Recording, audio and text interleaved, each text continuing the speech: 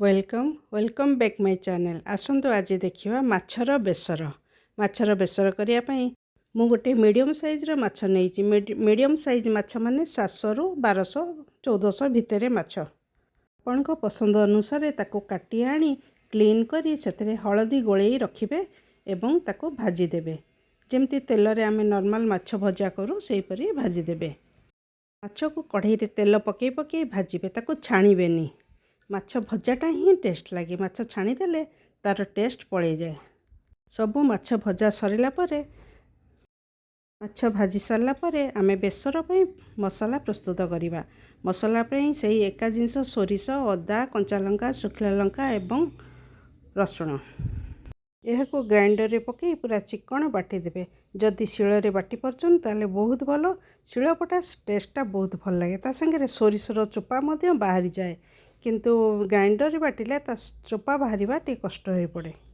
परे सेही कढ़ाई रे पियाज, सुखला लंका पकेबे एवं ता टिके भाजी हो गला परे सेथरे टमाटो पकेबे। आपण जंती तेल पकेया को चाहुचंती ताहले तेल पके पियाज पके।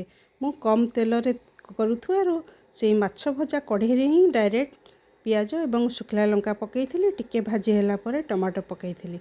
टमाटो टिके भाजी हो गला परे बटा हेतिबा बेसर को कढ़ाई रे एमती ओजाड़ी देबा। आमको यही माछ बेसर पई टिके अधिका टमाटो नबा को पड़े। मु प्राय 600-700 माछरे बड़ बड़ 3टा टमाटो नेहिची। टमाटो टिके खट्टा हेले भी बहुत भल, टिके खटालिया लागिबो, ता टेस्टटा भल लागिबो। नहले आपण टिके आंबुल पके देले से भी टिके खट्टा लागिबो। यही बेसर को एमती अनवरत घांटी चलिबे। टिके सुखी गले ता ऊपर टिके पानी छिंची कि ताको घांटीबे। घांटिया भितरे कंचा सोरिषर बास्ना जाए गोटे भल बेसर बास्ना हम, माछ बेसर बास्ना हम। तापर से 3 थर कला परे ए बास्नाटा आपण जानि परिबे। सेती बेले एथिरे पानी आपण देबे, जेतिके आपणकर रखिबे पानी अनुसार। टिके बेसरटा टिके मोटा रहिले भल लागे, से अनुसार आपण पानी देबे।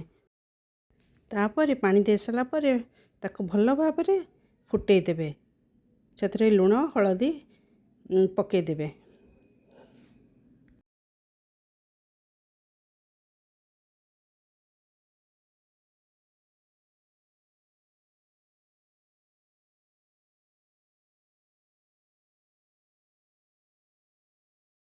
मसलाटा भल कि फुटीगला परे सेथरे आगुरु भजा होइकी रखिथिबा माछ को गोटा गोटा करी पके देबे। तापरे घोड़णी देइकी ताको फुटेबाकू छाड़ी देबे। जेतिकी पानी रखिबे सेही अनुसार आपण फुटेबे। ताको पीस पके सारा परे ताको 10-15 मिनिट घोड़ेकी छाड़ी देबे फुटीबा पई।